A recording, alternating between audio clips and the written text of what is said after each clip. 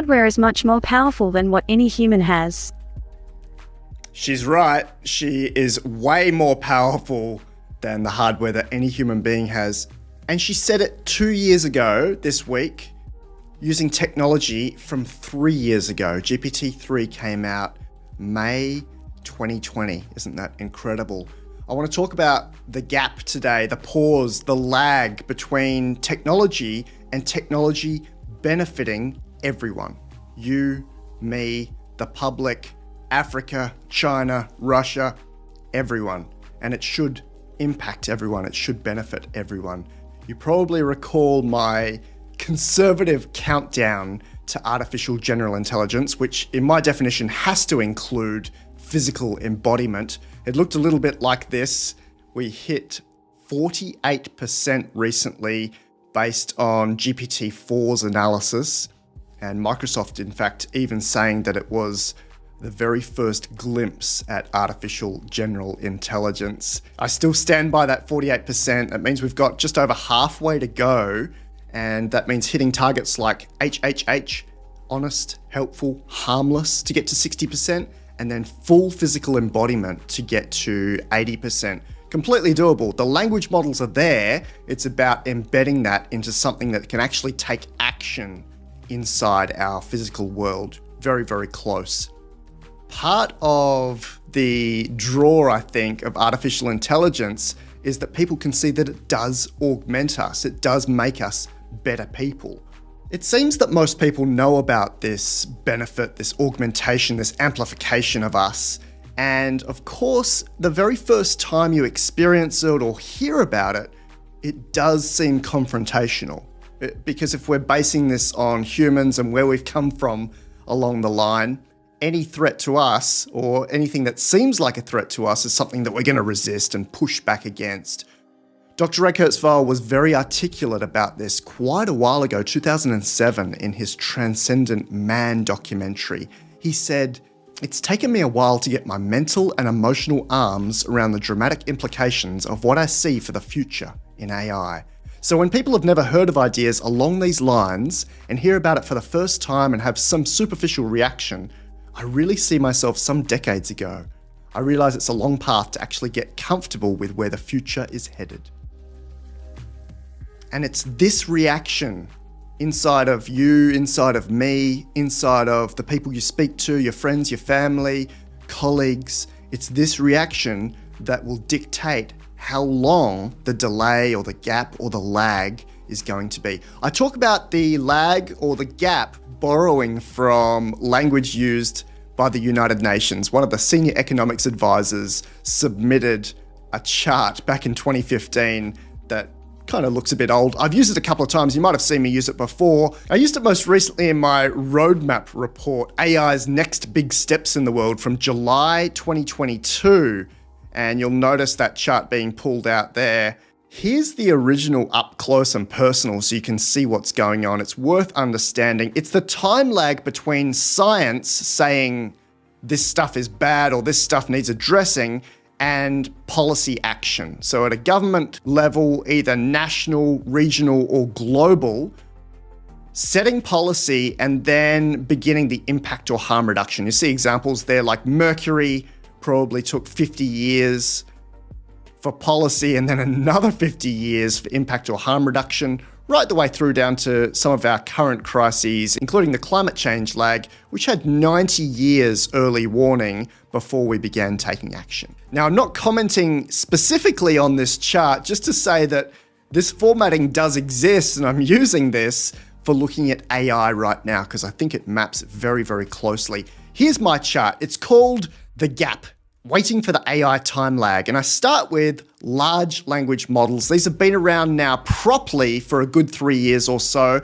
They've been pushed out to the enterprise. You can see my videos and reports on that. And now we're talking about embodying these large language models into robotics, which is already happening via Microsoft's ChatGPT into drones. And here's Google's Palm-E, Palm Embodied, where you can talk to this robot in normal language and it will go and follow those instructions. So here it is, grabbing a bag of chips from a drawer.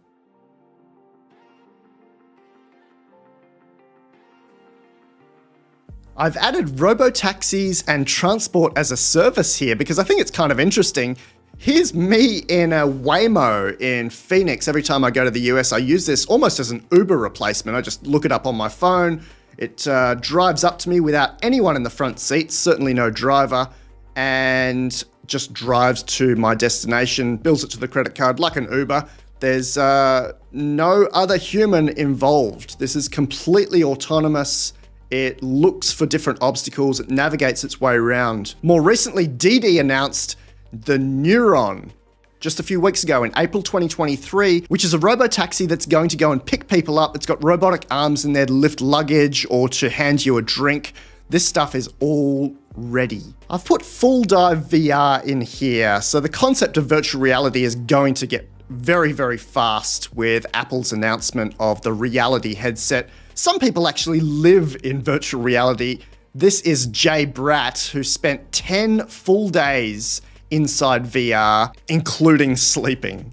Full dive VR is going to give us a lot more than that. It means olfactory, which you can do. It means auditory. It means movement as well. So you should be on a 360-degree treadmill. You should be able to experience virtual reality as reality. We're very, very close to it. We're not quite there yet. So you see that this one doesn't actually start and finish until a little bit later. And the last bar I put in here is the post-scarcity economy. Let's call it the abundance economy, where money doesn't matter. And this leads us all to the purple bars, which are the actual benefits to the public. Now, somewhere between the technology being available, and a lot of those blue bars are already available, some of them are ramping up, and the actual benefit to everyone, not just the Silicon Valley nerds, not just the rich people, but to everyone. Every race, every creed, every country, all of them benefiting from a technology which should be available to everyone. That has a little pause or a lag between the blue bar, the technology being ready, and the purple bar, the benefit to everyone. I've called it the gap. And the gap is essentially dictated by people. I mean, I'm going to list certain types of people here: Luddites, industries, monopolies, but we're not blaming anyone. There is the concept of governments slowing things down with regulation and policy, but governments are run by people. We're run by people like you and I, maybe with a little bit more sociopathy, but generally this gap is dictated by people who either don't understand the technology or want the technology to go away so that things can be as they were. Or it could be a number of other reasons. I'm definitely not going into the psychology of humans in this video. I will go into the fact that giving this technology to everyone, under the realm of capitalism and the old way of doing things, economy, trade via money, via cash or numbers in a bank account, that needs to go away. And part of the gap is ensuring that that does go away. It's been proposed several times. You've got concepts like the universal basic income, but essentially when this technology is at a point where we've got embodied large language models, you can ask it to do anything. You can ask it to mine iron ore. You can ask it to build you a house. You can ask it to get your room ready for your full dive VR. Money won't matter as much. We're not trading labor for services. A lot of people have been into this at a far deeper level than I'll go into today, but I do want to mention Moore's Law for Everything, originally written by OpenAI's CEO. It's worth reading. It's a very short essay. If you're browsing it, note that if you mouse over the money, it turns into computer chips or maybe AI chips. This is written by Sam Altman, and he spent a lot of time getting reviews of this, and I believe it's gone through to government departments. He wrote it on the 16th of March, 2021. And inside this essay, Moore's Law for Everything, he spells out what we might replace money with. But I think importantly, he says, once AI starts to arrive, growth will be extremely rapid. The changes coming are unstoppable. And his very closing line here, the future can be almost unimaginably great. And it should be. If you've played with these large language models, you can see just how powerful they are. I've talked about replacing entire buildings, companies, countries with large language models, and we do have governments like Romania who've enhanced their prime minister through the use of a large language model that he can actually go and talk to. The gap is not just within the realm of the policymaker or the decision maker. It's also been historically within the AI labs themselves, which is kind of disappointing. They're changing their tune a little bit now if you have a look at Google and DeepMind and some of the other labs. But a year or two ago, Google were one of the worst offenders. When they came out with Palm, and this was last year, April 4th, 2022, they announced it. 500 billion parameters, very, very high performance, better than GPT-3. They didn't release it until their hand was forced by OpenAI around 14th of March of this year, just a few weeks ago, and only available to enterprise. OpenAI have also been a pretty poor performer here. In their technical report for GPT-4 released a few weeks ago, they said, "We spent 8 months on safety research, risk assessment, and iteration. Prior to launching GPT-4, we recruited expert forecasters, and these forecasters predicted several things would reduce acceleration, including delaying deployment of GPT-4 by a further 6 months." They wanted to wait more than a year to release. Here we go. Thanks for joining us. Hi to everyone. There's a whole bunch of people in here. As usual, hi to Kevin from Virginia. All the Americans are here. We had someone from Australia, Thomas, on the Gold Coast. One of my friends in Northern California. Who am I missing here? Welcome. It's Sunday morning here. We've never done a Sunday morning one before, but I thought I've been away all week, so this fits in nicely. Saturday night for the Americans. Yeah, it was hi to Ian in Northern California. Vincent in Belgium. Felsom Für in Germany. Richard in UK. Mark in Minnesota. Is that right? Lawrence, are you in Perth? UPOC in Canada. It's really, really warm today. I think it's 34 today, 36 tomorrow, which is about 97 Fahrenheit in Yankee money. Hi to Megan in Northern Virginia. And it's going to be beautiful. You might find me on the sun deck a little bit later. But for now, we're going to be neck deep in GPT-4V, the vision model, and DALL-E 3. I'm actually probably a few days late for this. You might have played with it yourself. You might have seen it on Twitter. But the difference between DALL-E 3 on Bing and DALL-E 3 inside the ChatGPT interface is phenomenal. And that's all down to the system prompt. Here it is. This was leaked very recently. So inside the ChatGPT interface, OpenAI has this hidden system prompt. And it's kind of long. So 700 words is pretty long for a prompt. Down the bottom of this system prompt, which you don't get to see generally, but it's pretty easy to make it spit out. It says all descriptions sent to DALL-E should be a paragraph of text that is extremely descriptive and detailed.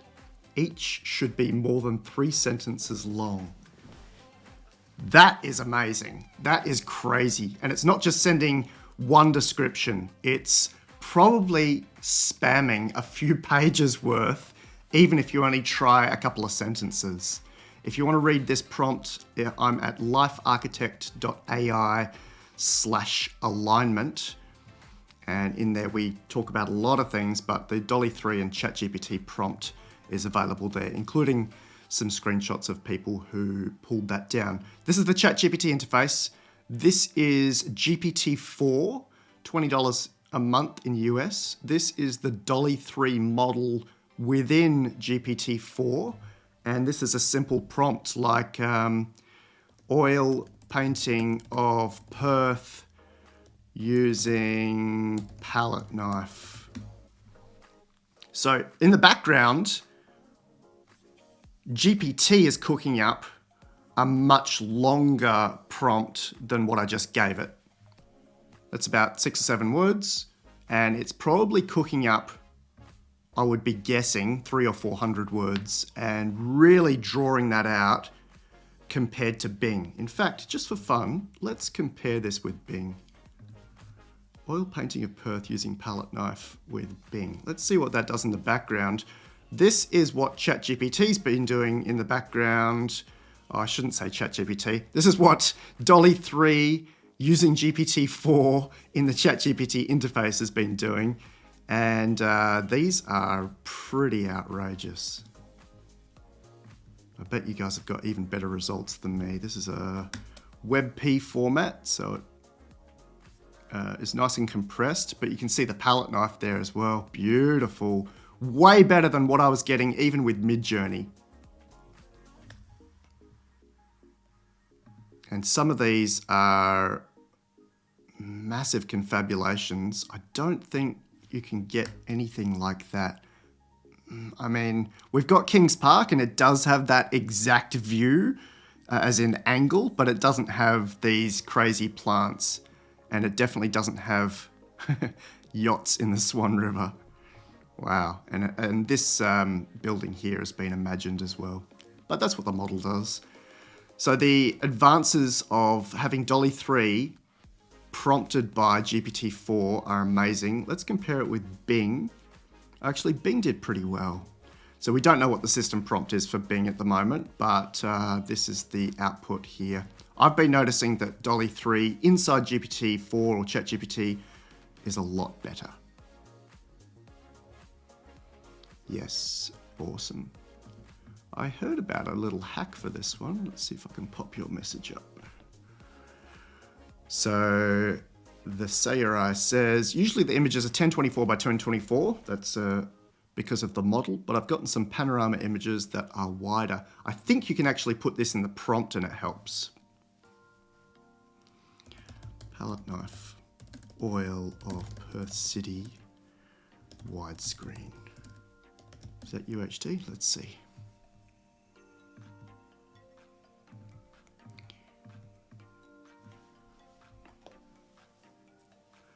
Josh says, still seeing issues with fingers and eyes sometimes. So I've been running keynotes for Fortune 500 and government all week, which means, well, at one stage there was 5 cities in 4 days. But one of the things that I've been using is a really interesting image. Let's see if I can find this in the background here.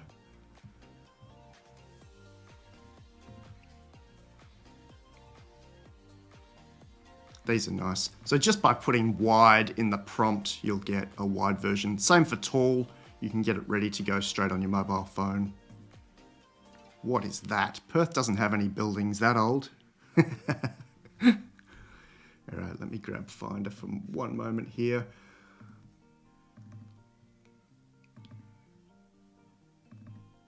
This is the one I'm after. This is a DALL-E 3 output via Bing, and it did both the text and all the hands, obviously, really, really well. This is one that I was using in the live demonstrations. I thought it was a great example. Hi to friends in Idaho, Atlanta, Arizona, of course. We've got a lot of Arizona friends. Bend, Oregon.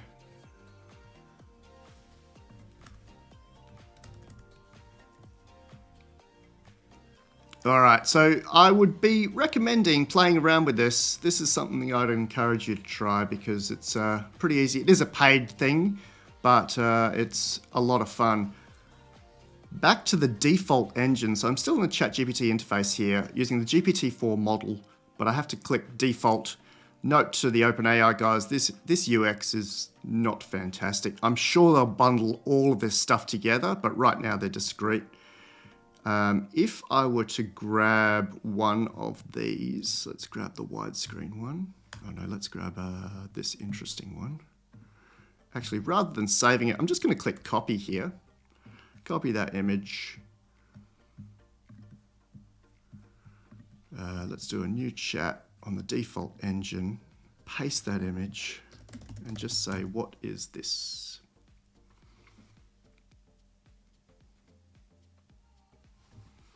Going to have to wait just a moment for this to upload. There we go.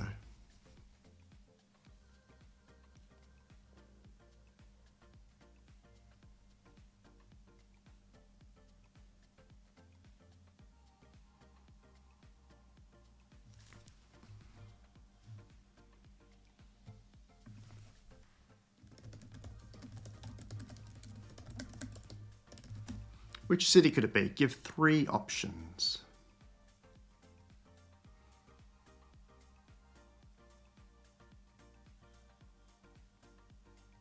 Sydney, London, or San Francisco. Come on. That BHP building in the middle there should give it away, because that's the only defining landmark. I think we've got this down here could be our convention centre, but otherwise it's really been confabulated, that whole image. Maybe we could give it something just a little bit simpler. Let's see what it gets to.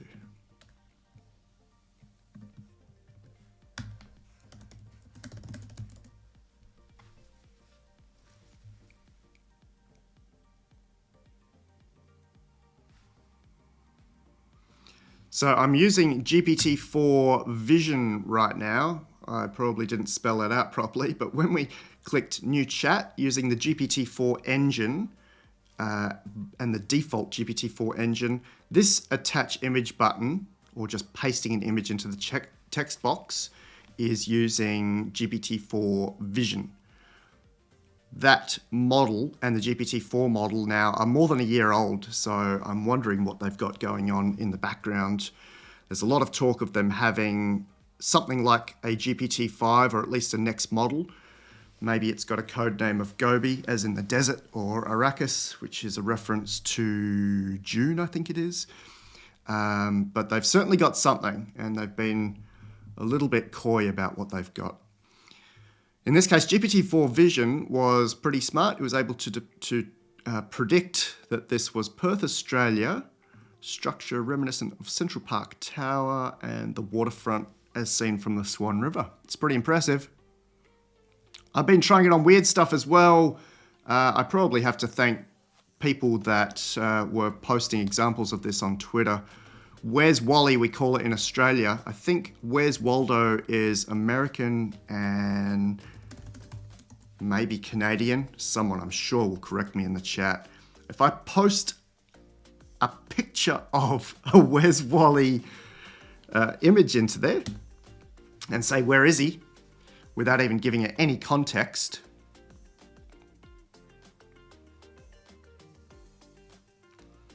we get GPT-4 Vision looking at that. I'll guide you to his location. Waldo Wally is near the bottom right corner, just above the circular structure with water. He is walking towards the left. That's the biggest lie ever. So it still loves to confabulate and hallucinate. After re-examining the image, I found him. He's still lying, standing to the right of the golden boat and slightly below the blue building. I mean, that's really terrible instructions. Let's try this one more time. I'm in GPT-4 and ChatGPT. I have started a new chat with cleared context. This is a simple one. I thought we'd start him off easy.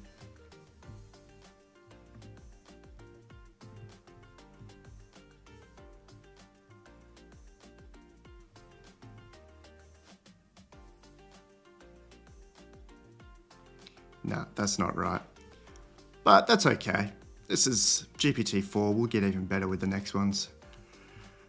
Can use it for all sorts of funky stuff. So I was grabbing today's news, and it's probably important to test like this, right? That we actually give it images that there's no way that it could have seen. So don't give it images that were in its data set, and it can perhaps go and just reference that if it's seen it enough times. Give it something maybe that was published in October 2023. We know that its data set ended sometime around the end of 2021, maybe slightly later for GPT-4V. But anyway, we're inside news.google.com. Let's even grab this image. Oh, I can't grab that directly. Have to go to the actual site. Copy this image, paste it into GPT-4 Vision, and just give it a little prompt question.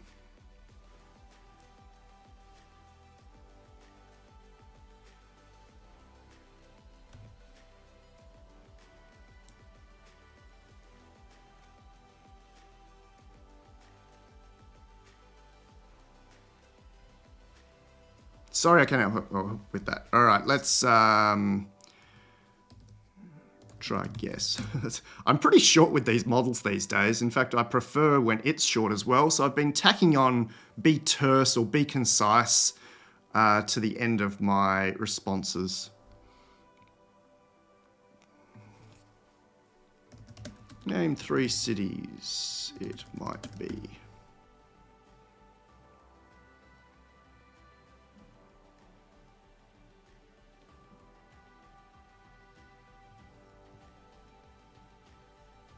Jakarta, Mumbai, Cairo. Good try. I did try the new New Zealand Prime Minister and it refused to touch it because it doesn't like naming modern people, as in people that are alive in the last 100 years. That was part of the DALL-E 3 system prompt as well, that it wouldn't like to generate any artist or public figure from the last 100 years. Just browsing news sites as part of the live stream. Fascinating. All right, let's try this one. Where might this be?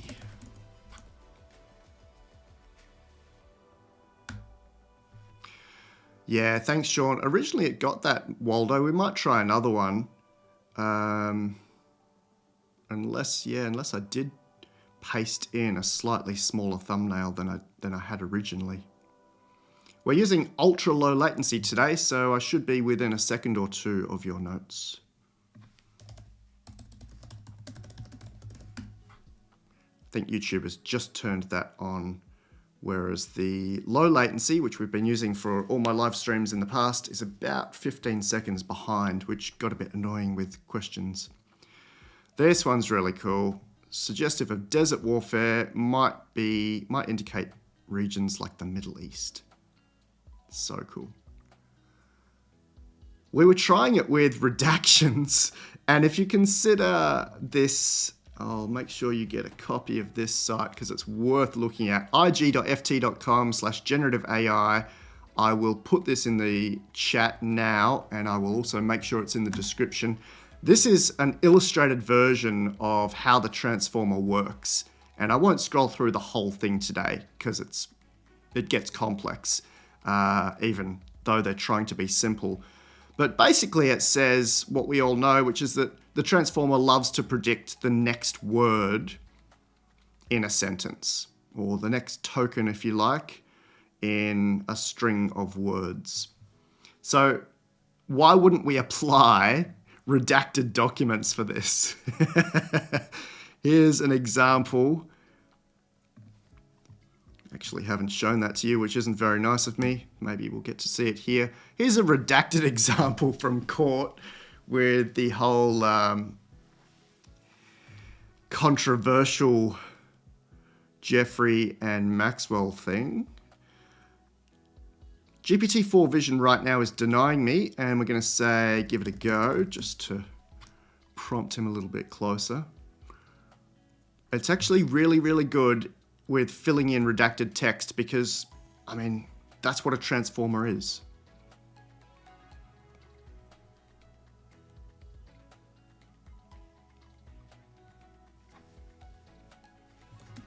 Try your best. I feel like I'm talking to a 5-year-old here. We're going to get it, guys. It's a page from a legal transcript. Yes, good.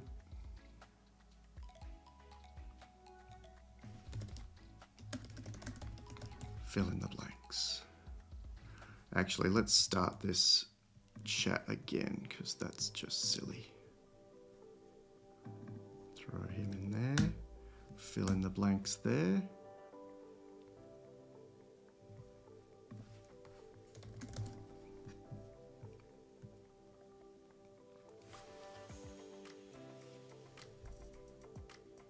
Here's a fictional completion.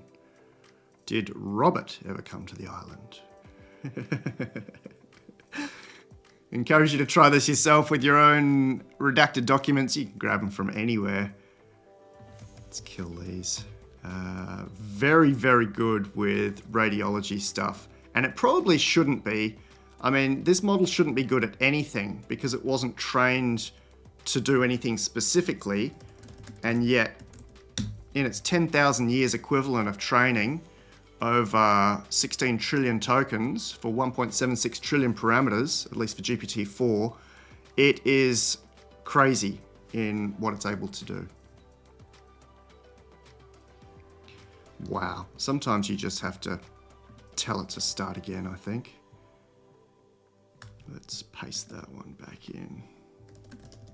Or let's say what's wrong. In the Microsoft paper, and I recommend you have a read through it, they prompt it very specifically. So here's the prompt: write a radiology report for this image as an expert radiologist. But for some of the fracture examples, we have tell me what's wrong, and we have just what's wrong. Now Microsoft should be giving us best practice here. Let's see how it's gone. Great, not a medical doctor, can't tell you if that's right or wrong, but I know it's pretty cool that it's even able to do that. Boonwolf got an advertisement during the redacted reveals. What was the ad about? Was it to stay on an island with friends? Let's see if we can try another Waldo one. Where's Wally? Let's see if we can grab one that's only from the last month or so. That looks so hard. 1024 should be okay. I may have even tried this one before, but I don't mind if it messes up. That's part of the fun of a live stream, right?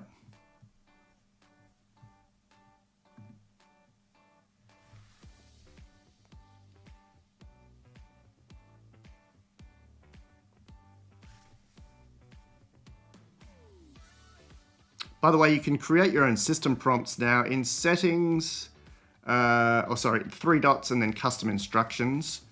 You can actually tell it to be terse as part of the system prompt. Whoops, in this part. Great. I've analyzed the image and I can guide you to him. He's located towards the right side of the image, standing on the sand near a beach umbrella. Man, that is not helpful at all.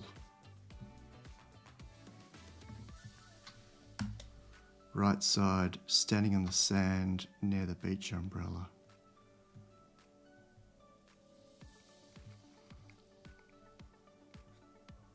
That's a beach umbrella.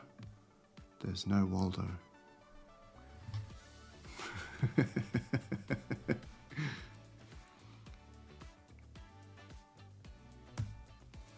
Fun times.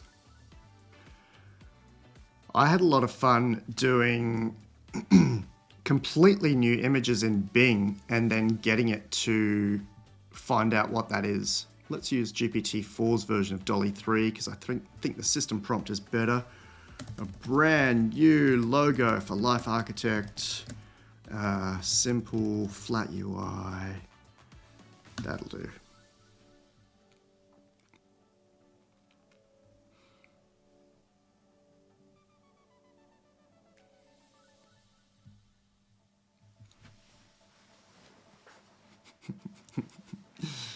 Love the idea of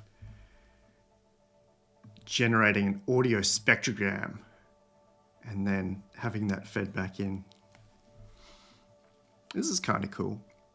Anyone that's using GPT-4 Vision for OCR is not using it for its intended purpose. We've had OCR for like 50 years, since the 1970s, maybe earlier. I think Ray Kurzweil actually started us off with it. And GPT-4 Vision might be better at OCR than stuff in the 70s, but that is not what it's for. Having said that, GPT-4 Vision is spectacular at translating doctors' handwriting. And I don't have a prepared example for that one, but we may try that one out. So this image was generated by DALL-E 3 inside the ChatGPT interface. And then GPT-4 Vision has gone to look at it and given its idea of what that could be. I just love that AI is analyzing AI.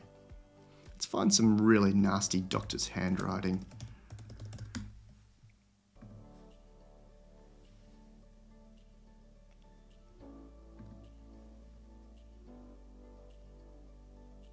That's nasty. I have no idea what that is. What could this say? Once again, not recommending that you use this for OCR, optical character recognition. That is like using ChatGPT to format things into tab delimited or put spaces in, which I do as well. It's just a crazy underuse of a model that is spectacularly smart. Oh, it's giving it a go. It's really thinking about this one.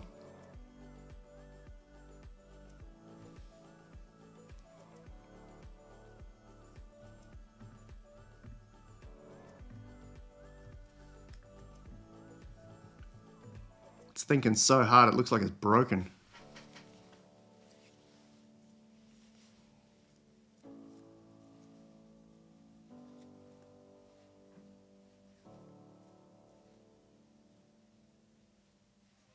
Mark, if you're asking about graphic waveforms from an LLM and diffusion models like Refusion are good enough for you, I'd recommend it. Refusion.com. I don't think it's doing voice stuff, but we can at least try. I know that my audio...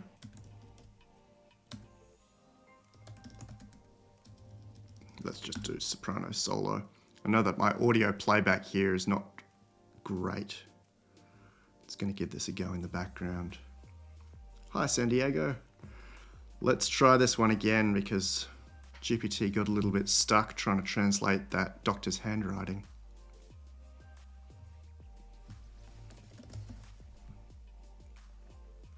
I think sorry I cannot help with that is the new as a large language model trained by OpenAI.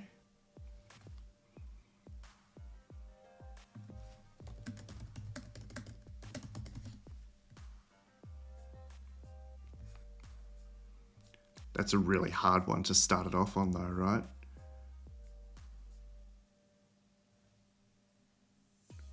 Oh, wow. Zach or Zahid, something close to Israel.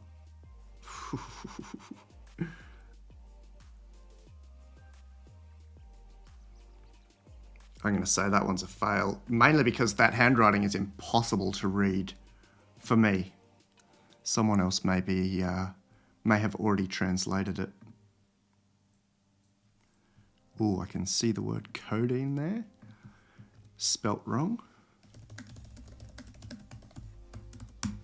Let's try this.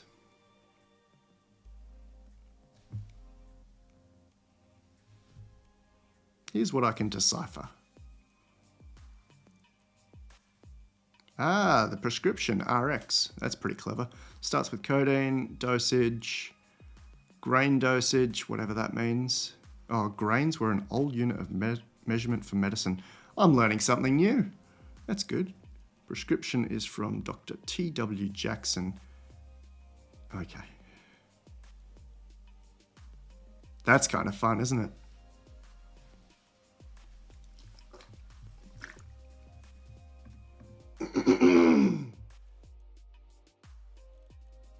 Here's something I was using in my live demonstrations recently. It's my own blob of data that I was playing around with. And it's not comma delimited. It's not tab delimited. It's not out of Excel. I literally just typed it all into a text document, I think. And we can actually feed this into GPT-4's newly named plugin. It's called Advanced Data Analysis now, but you'll see the URL is Code Interpreter. It used to be called Code Interpreter. If I give it this whole blob of text just as it is and say make it into a bar chart log scale, it'll give that a go, which I think is pretty incredible. Underneath the hood here, it is, typing up some Python, grabbing a few libraries, slapping it all together, and giving us an output. Part of the fun in using advanced data analysis is that you can just have a conversation with it. Oh, actually, I really like that one. Flip it 90 degrees.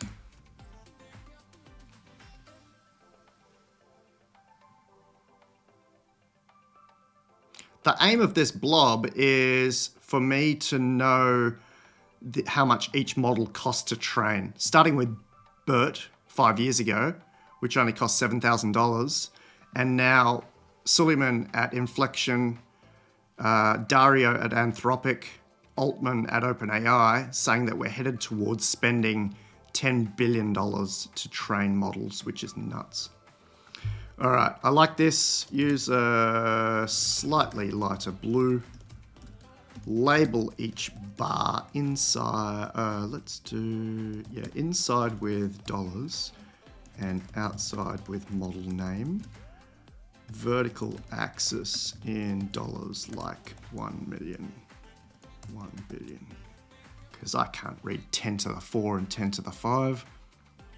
So of course you can go and massage this in Excel or Google Sheets and, take as long as you need, and you would get a better result visually. But for quick and dirty, this is incredible. Oh, wow, that's nasty. Use a more vivid blue.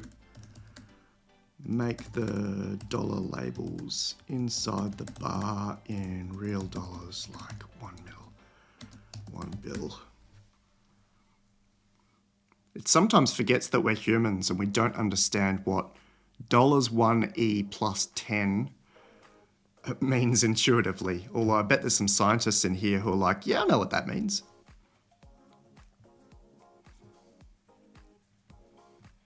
Cool. Label top of each bar with model name. Label horizontal axis with year. I hope it can remember the original data. I'm sure it can.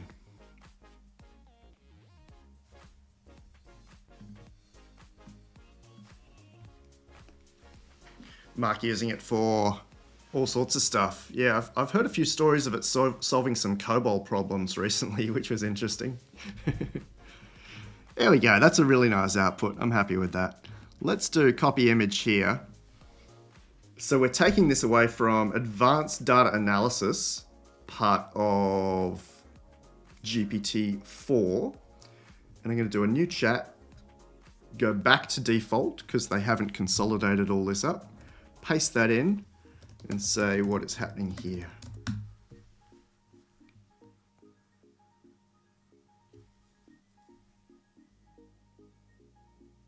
I mean, just the fact that we're doing this is out of control. I know everything that we've showed today is out of control, but this one for me is pretty intense. There's no big OCR here. It's having to think out what's going on. So how much might we spend on training a model in 2026? And what might that model be called?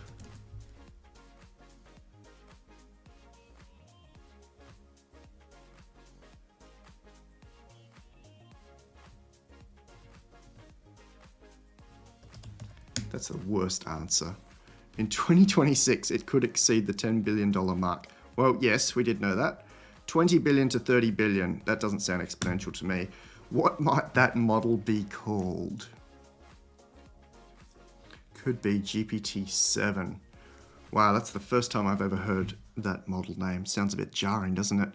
GPT-6 doesn't sound jarring to me, but GPT-7 does.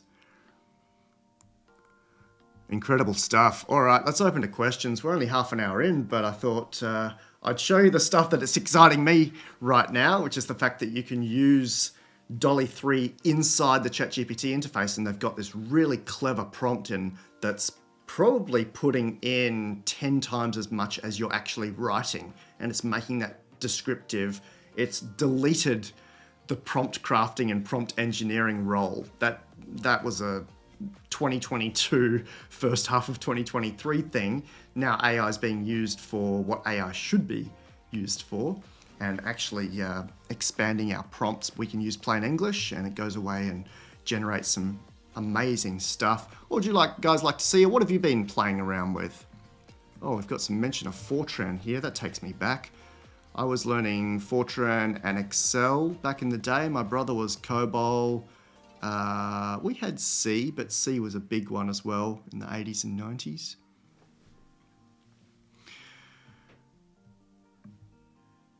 I may not have mentioned this is available within the ChatGPT interface. You do have to have the ChatGPT Plus membership or subscription, which is $20 a month, and you also have to wait for access. Any info on when the new functions, image advanced browse with Bing in ChatGPT, will be accessible through the API. No idea. If you want to check your access, the 3 dots down the bottom, settings and beta features, and you can ask for early access for stuff here.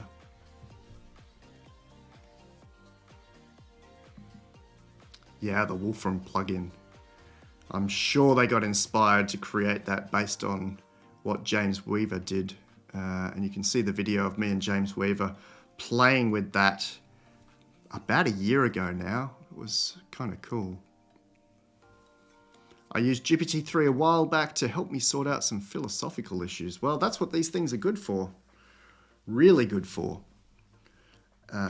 The largest model in the world right now is still GPT-4. You'll see that big rainbow circle there. 1.76 trillion parameters with a mixture of experts, perhaps using 8 models, perhaps using 16 models, but nothing comes close, as you can see, until we see Gemini next month. This is the largest model, but you can also go and play around with, particularly philosophy, Pi by the Inflection guys, pi.ai, and it loves to get philosophical with you. That's the bubble down the bottom center there, that green one, Inflection 1, and it's by one of the, or two of the ex-DeepMind guys. So it's got a lot of brain power behind it. Might not be the biggest model in the world, but it's really fun to have more personal conversations with. And that's what they've said. Suleiman and the guys at Inflection have said, this is not AGI, this is your personal assistant, a little bit like Samantha from Her. Why am I always late? I'm never late, by the way.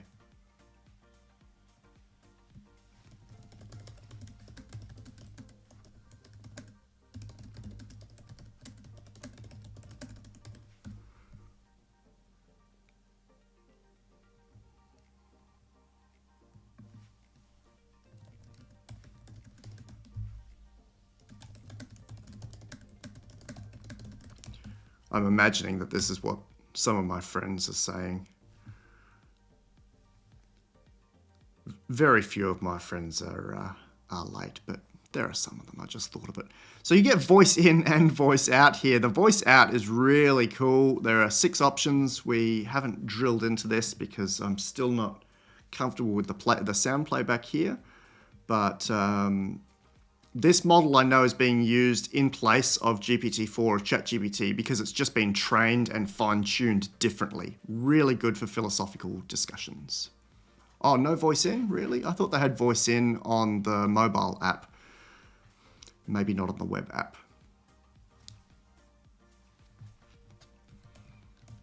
Oh, this was Refusion in the background. Let's try this playback.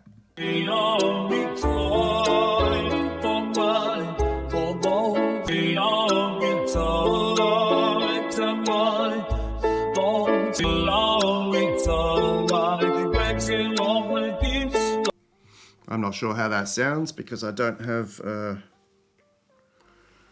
this coming through to my ears properly. Cool, that's good to hear.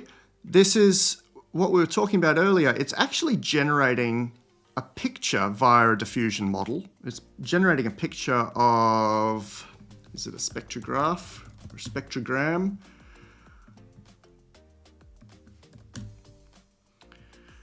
A spectrogram, and then it's playing that picture back. So you get a unique generation, and it's been trained on spectrograms. And yeah, you get unique music from it, which is kind of cool.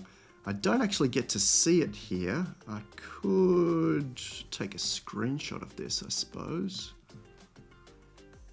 Let's see if this works.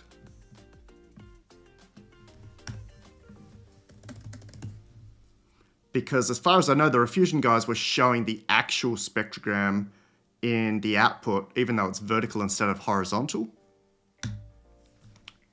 And we played with this about a year ago, so I've got a full video about this one. And yeah, Suno AI was the new version that even does vocals for you, which is amazing. I kept the text in there, which I probably shouldn't have done.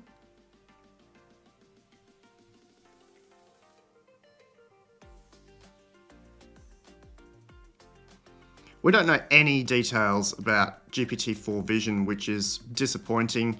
The Microsoft paper, which is in the description of this video, just like the Microsoft paper on GPT-4, basically says we had access to it, but we don't know about the architecture. So this is what we've come to. We've gone from completely open about everything to basically, because of the competitive landscape, we don't want to tell you a thing.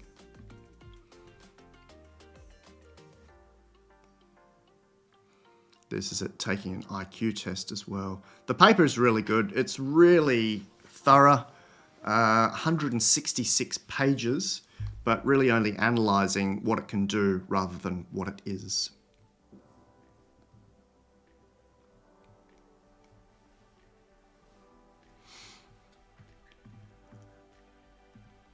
So I mentioned earlier that I love live streaming. It's really good to be back.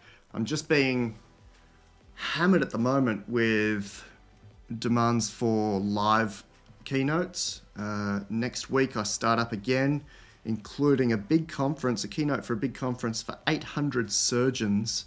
And I have to thank Harvey Castro, MD, who's going to sit with me for a little bit to just triple check some of the stuff against HIPAA and make sure that we're showing the right things. But yeah, the medical field, much like the education field, I'm definitely not envious of those guys and what they're having to put up with right now.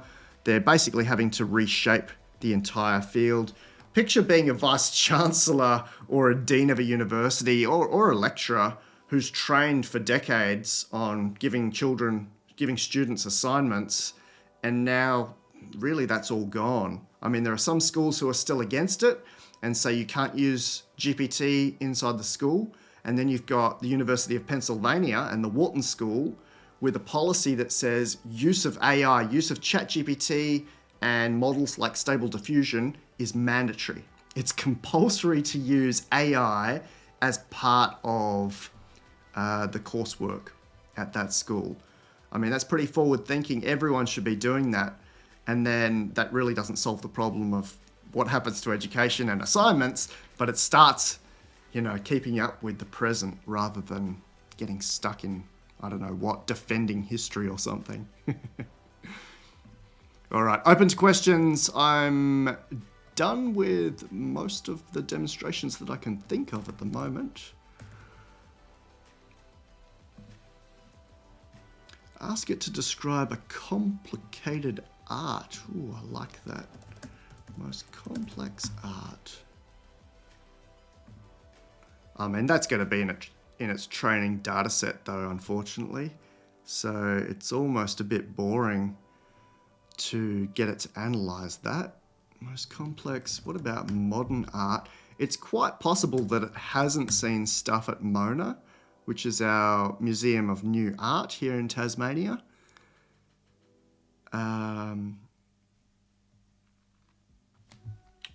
I don't like any of these examples. Modern art at Mona. I'm actually looking for the fat car because that thing's hilarious. And I'm sure it's seen that as well. All right, look, this is going to be a little bit old, and it's quite likely that it's seen it, but let's give this a go until I get a full suggestion, and feel free to throw a link in the chat.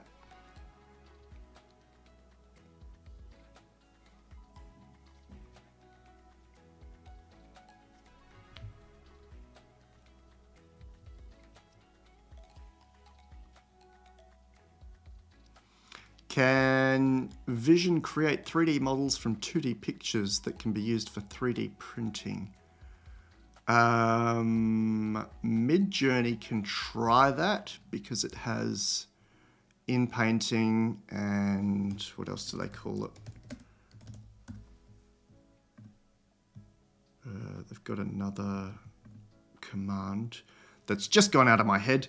Might be blend, might be describe. And I'm sure we'll see this functionality coming to DALL-E 3. At the moment, DALL-E 3 is spectacular at doing blueprints. Let's jump back into new chat. DALL-E 3, create a blueprint of a mansion with solid gold kitchen and bathroom. I think this will do top down for us. This is nothing to do with what you asked. But yeah, have a look at Midjourney. They still have a few more things that DALL-E 3 doesn't have. So GPT-4 Vision can't create anything to start with. It's something that looks at and analyzes and gives you text output only. But you might be able to find a solution just through those two models.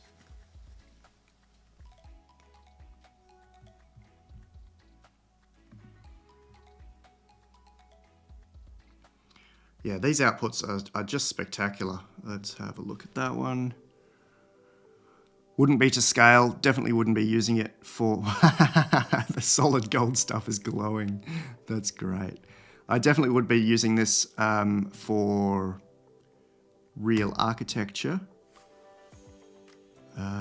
Let's feed one of these into GPT-4 Vision. Default. What is this? AI analyzing AI is going to be one of the most paradoxical and yet normal use cases that I can think of. Oh wow, look at this. Look at my system prompt being beautifully used here. Be terse every time. You probably get, as standard, you probably get a paragraph, but it's being very terse. Not rude, just short and concise with me. Let's see here. What sort of question might we ask about this? What about how many bedrooms at start?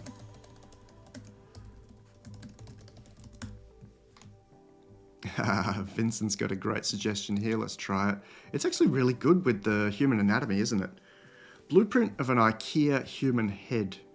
This one reckons it's got 4 bedrooms. I don't know whether it's right or wrong there. You'd have to think that it's wrong. And there's a bathroom in the garden, which I think is very important.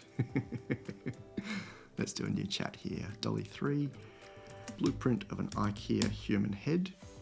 And as a reminder, once again, it's going up to cook up a huge prompt, even though I've only typed in a few words. So the system prompt, after I've typed in my huge, tiny list of words, it's actually putting in this on top of what I just said. So whenever a description of an image is given, use DALL-E to create the image, then summarize the prompts used to generate the images in plain text. 4 images, don't use current stuff. Mention the image type. Diversify depictions. Explicitly state attributes.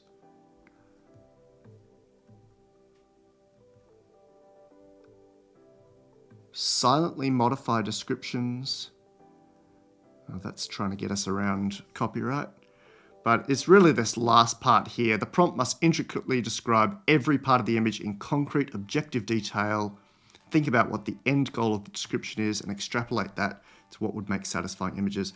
You might be bored by this. I think this is fascinating. This is the reason that we're getting the outputs that we're getting. And this might also be inside Midjourney. It might also be inside of Stable Diffusion when you're using it within particular interfaces. I'm betting that there's a version of this behind Bing's iteration of DALL-E 3, but this is the reason that these are so intricate and, can I say good? Are they just good? All right, let's paste that first one into GPT-4 Vision.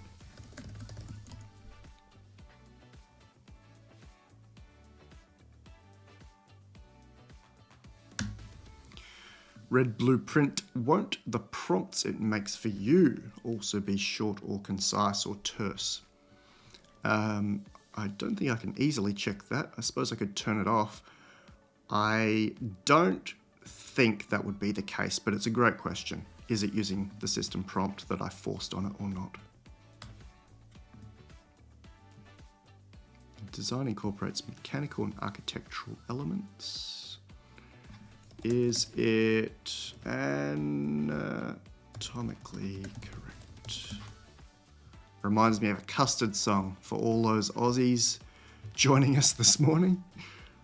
It's a stylized representation and not anatomically correct. It's kind of fun, isn't it? Where's my IKEA head gone?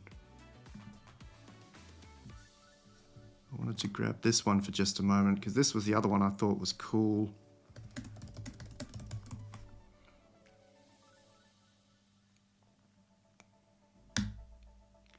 Oh, there we go.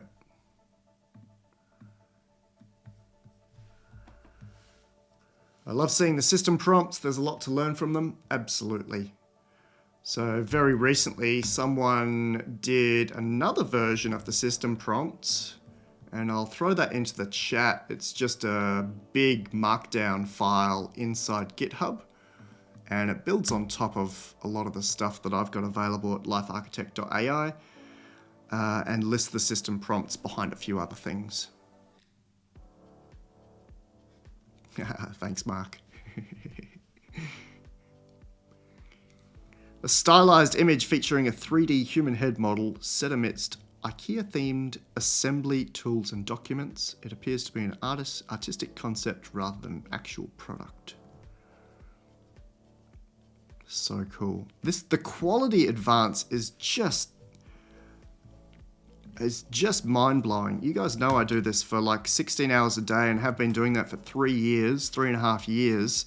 Have a look at the stuff I was playing with not that long ago. LifeArchitect.ai/art. Hope I've got the dates on here. Here it is. January 2021, right? So we're getting towards 3 years ago because we're counting down to 2024. The prompt was Coldplay, Chris Martin, concert, comic, Unreal Engine. And in January 2021, that output by VQ-GAN and Clip was sensational. Now you look at it and go, what? ArtStation HQ, also through VQ-GAN. That was supposed to be Greta Thunberg. Lita AI in Berlin. LifeArchitect. So in 3 years, and let's try these actually. So first we'll try this Coldplay Chris Martin concert comic Unreal Engine. We'll see what DALL-E can do in October 2023. Yeah, let's do it. Did Greta nasty? It did. Did Life Architect nasty as well. Be nice if they showed us what was underneath the hood, like what it was doing with the prompt, just like it does for the code interpreter or the data analysis plugin. I think they want to keep their interface nice and clean. We're going to wrap up in another few minutes. Anything else you'd like to see or know about? I'm open to questions. If I haven't got your question, or I've missed it, feel free to throw it in again. I think we had a question about VR stuff that I did want to answer. Oh, wow. I mean, it doesn't look like Chris Martin because of the prompt would not have allowed them to do Chris Martin, but that's kind of fun. None of them are photo quality. Yeah, there you go. I can't create an image directly referencing him or Coldplay. Make it photo. I've been having fun with using non-grammatically correct prompts because I know that it can fix it, even down to the detail of just leaving bad typing in there and watching it correct it. It couldn't really do that in 2020, 2021. Like GPT-3 would not be happy.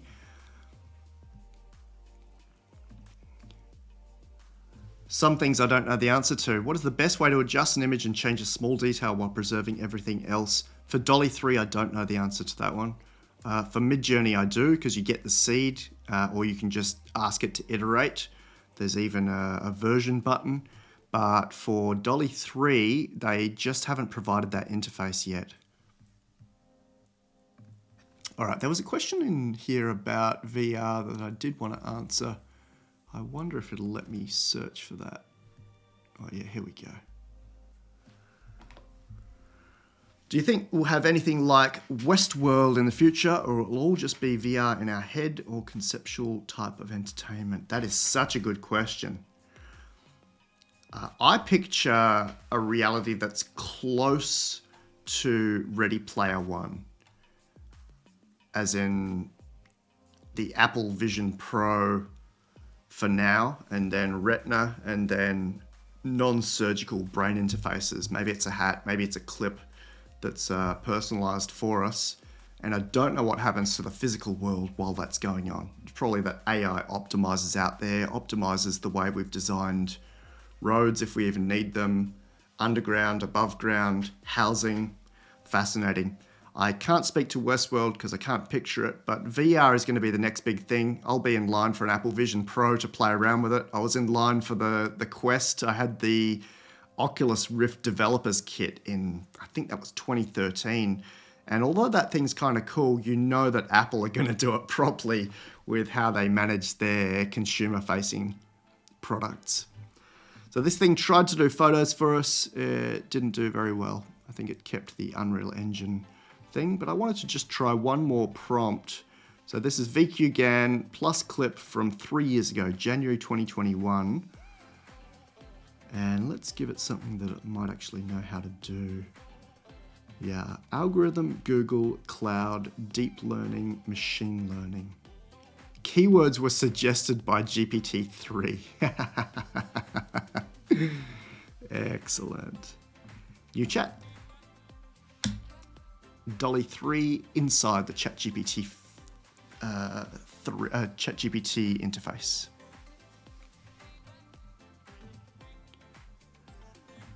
What the hell?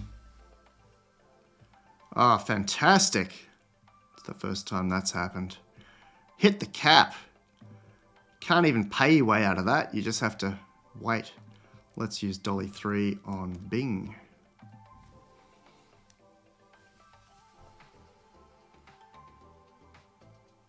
Yeah, Ready Player One's fun, isn't it? The other big one that's making a comeback is Her from the early days. A lot of people saying not just the optimistic and positive nature of that one, but the fact that we are aligning with that one somehow. Aligning may not be the correct word, but that's the way we seem to be going. So compare this output here, algorithm, Google Cloud, deep learning, machine learning. I think I like that first image anyway. This is DALL-E 3. And let's see if I can get this art to sit on the side here.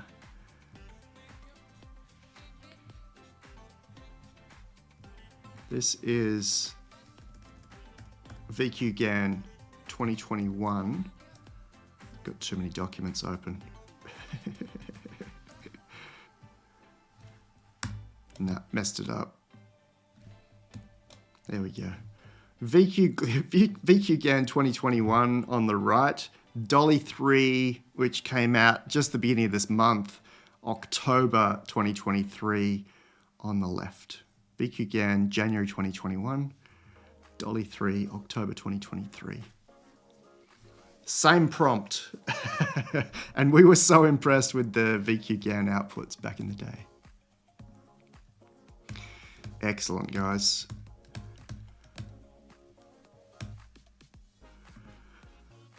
I have not used Poe all day. Poe's my daily driver for everything, but it's not so good at all the funky stuff that we looked at today, the GPT-4 stuff and the DALL-E 3 stuff.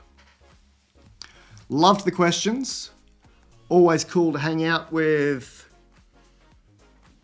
people from all around the world, on both hemispheres, all different regions. This is my personal invite to you guys to jump into the memo.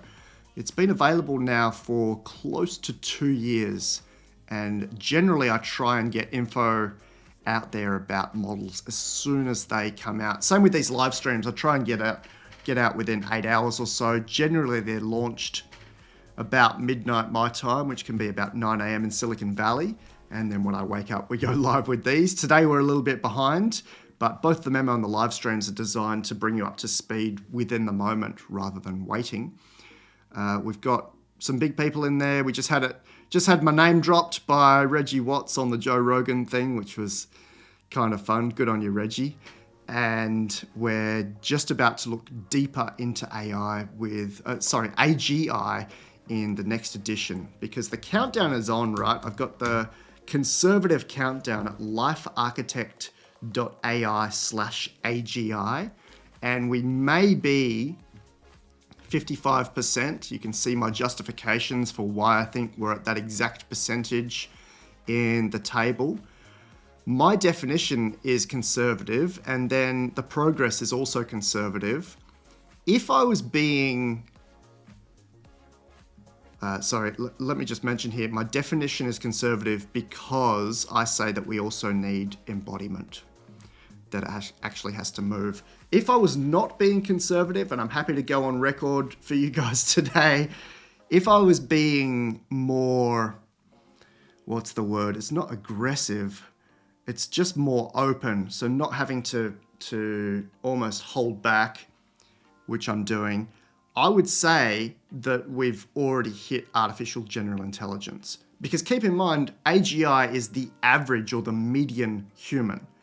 And I don't think there's anything major that GPT-4 can do that a human can do. So GPT-4 is not missing anything from what we can do yet. Then again, from the conservative approach, we've got the movement, and it can't do that yet. We've got a few sensors. It doesn't have proper olfactory or taste. We've got people moving the goal posts, which is why I've got that hilarious GIF on there. We've got Solomon and some others saying that now they want to say that it's not AGI until it can make $100,000 itself, like launch its own VM, create a product or service, and then sell it. That is a very modern interpretation of success. I mean, capitalism and making money is very narrow-minded. I think you could say that GPT-4 is AGI. We had Connor Leahy, who is very much respected. He was the first person to recreate GPT-2. He went and created Eleuther AI. Now he's doing big stuff over in Europe. He said that GPT-3 was AGI. I think in terms of median human, average human, we might be there, and we might have been there a little while ago. So the next metric will be ASI, artificial superintelligence, which is not the 50th percentile or the median human, but above the 99.9th percentile. And you could argue that we're there as well. I don't have the Wechsler AI score here, but it's in the 99.9th percentile for the gold standard IQ tests. In the middle there, it's in the 99th percentile for the Torrance tests of creativity, which we've talked about, and it's in the 94th percentile for the SAT. So to me, that's already above average human, hence we've got AGI. No one wants to say it yet. And my conservative countdown is my conservative countdown. We'll give it a little bit longer. Thanks so much for joining us. I'll be back pretty shortly, either for the Gemini launch, which should be soon. I've got one scheduled for the 31st of October US time or the 1st of November Australia time, or something before that. And I'm sure there's going to be a fun model before that. Thanks so much for joining us. You're totally invited to jump into the memo. There's a free version, there's a pay what you want version, there's a full version, and I'll be submitting the next edition pretty soon. We've got some cool toys to play with, and we'll be talking more about AGI. Thanks for joining.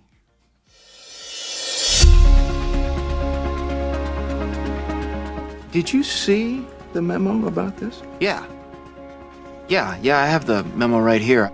Superintelligence is unfolding at lightning pace. Read my industry-grade analysis of AI that matters as it happens in plain English, the memo. Yeah. Did you get that memo? Yeah, I got the memo. Get the inside look as AI models are embodied into humanoids, AI's IQ increases to nearly perfect, and bleeding-edge use cases expand to the entire world. Yeah. Didn't you get that memo? Editions are sent to subscribers at Fortune 500s, major governments, and people like you. LifeArchitect.ai/memo. I have the memo.